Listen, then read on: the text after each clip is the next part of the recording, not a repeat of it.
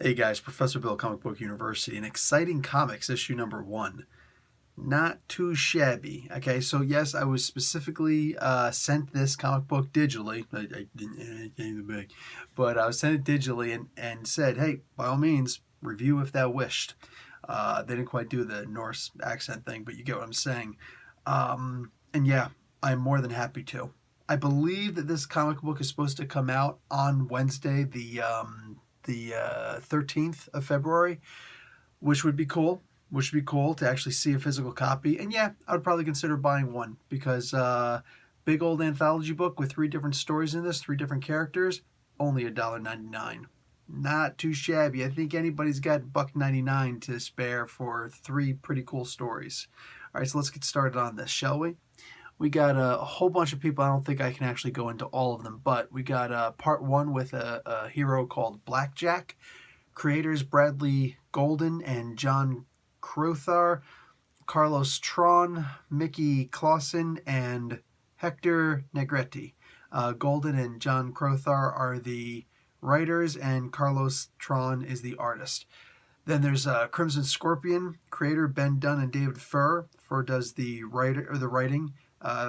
David Furr is also the person who contacted me about the book. Salvatore Gaffari did the colors, and that's on the Crimson Scorpion story.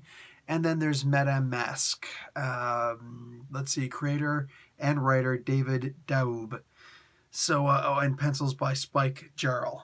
So again, 3 stories. I'm not going to complain. All right, the stories are like the first story, the one with Blackjack, seems kind of basic at first, but then something happens at the end of the story, which it's giving me a really good idea where the story's supposed to go from here.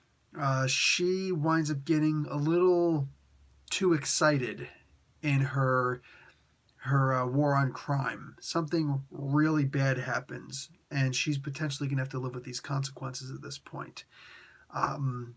Interesting take on the story. Interesting twist on the story, to say the least. Crimson Scorpion. This one went completely the opposite direction I expected it to go. I'm sitting here thinking somebody's going to get bitten by a radioactive scorpion, and yeah, almost. But I can't tell if this is actually a hero or not. This guy is he's basically a really smart klutz. He's socially awkward, so he puts his foot in his mouth, but he is also a university professor. He's pretty important, but at the same time, he's hanging out with some serious hands-on military grunts, and he's not entirely sure how to talk to these people. And then when they say that they're going to destroy his dig site, oh no, he's simply not having it.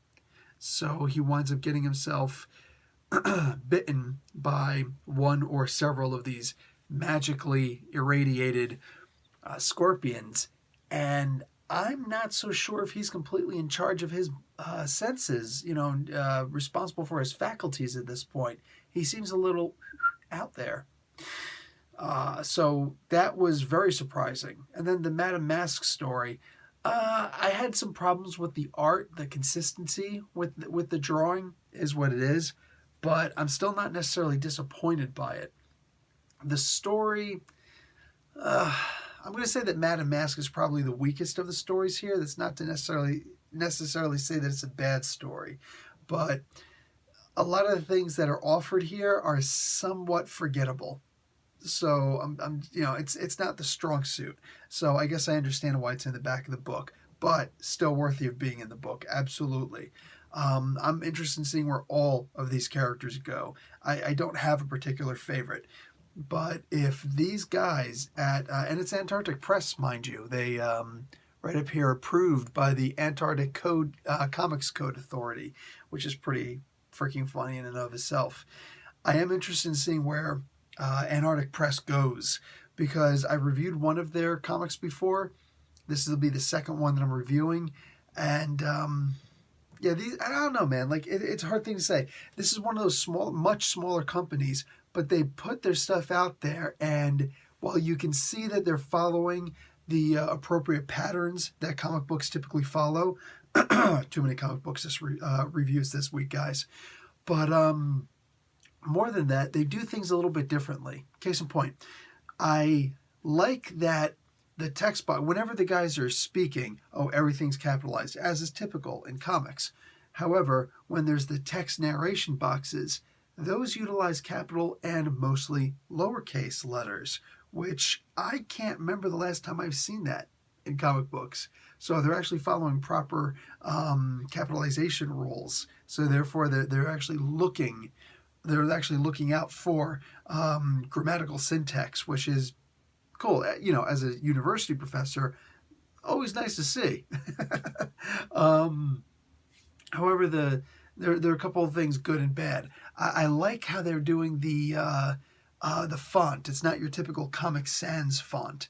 At the same time, they also don't seem to utilize the bold print for certain words, where you could kind of tell where the emphasis is. The problem with a lot of those comic books that do use that is sometimes they'll emphasize a word that I wouldn't emphasize, and it's hard to get the voice of this character at this point.